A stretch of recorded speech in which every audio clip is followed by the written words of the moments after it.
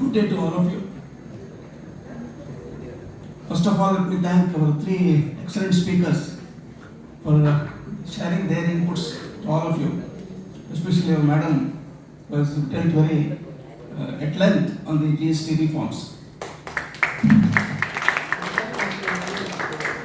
When I was in your position, when I was learning BCom, when I'm a BCom student, graduate, we had, we were reading books on commerce or on the economy. What we were reading, we used to say that India was a backward country. We had two names for India. One was a backward country and a developing country, where backwardness was around 75% and the developing part was only 25%. After 40 years, I was a graduate in 83. Now, after 40 years, what we are talking of? What we are talking of India? Is there any, have you forgotten underdeveloped country? I think that phrase has been forgotten now. Now we are talking about that underdeveloped as replaced by developing, 75%. And this developing 25% is replaced by the word developed economy. 40 years back, nobody was bothered about India. After the advent of the service sector, especially after the computers or the IT sector, India has grown to this extent. When computers are introduced in the Indian situation, everybody was telling that there would be unemployment. But what is the position today? The whole of India is recognized by the world only because of the growth in the service sector.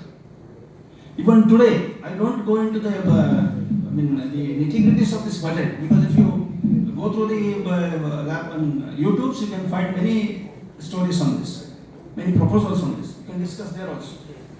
I am telling you the intent of this budget, the content of the budget, and the future of India, how it will be the next 10 years, or what you call Amrit Kal, next called Amrit Kal.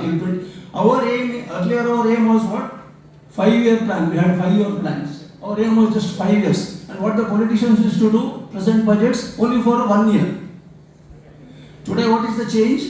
See, we have to observe these changes, how India is progressing, how India has become how India wants to become number one in the world. Just by slogans, we cannot become number one. But these are the changes that have happened. Earlier, we had 5-year plans. Where are those 5-year plans today? Vanished. Now, what we are having? 25-year plans. 2047 is our vision, not 5 years. Even the budgets you see, budgets are also like that. Earlier is to 1 year customs duty, for example, indirect taxes. Half the time of the finance minister was gone in reading out what is costly, what is rates, what are all these things. Half of the time was spent there. Now what is happening? Customs duties are minimum. There's no, they don't discuss at all about indirect taxes. Even direct taxes also they don't discuss. What is being discussed today in the budget? It is only about the future of the nation, which are the new age industries, which are the how India can become a developed nation. What we should learn from China, what we should learn from the developed nation. There are 40 developed nations in the world. Out of 193 countries, officially, around 200 plus also they say. Only 40 nations are developed. India is still a developing country. China is itself still a developing country. Even though their GDP is 5 times more than us, even though their per capita is 5 times more than us, even though they are the manufacturing of the world. How did they achieve all these things? For us, China is the model, not US. China is the organic model for India because we have the same population, we have the same human resources strength, but we are still better placed than China today.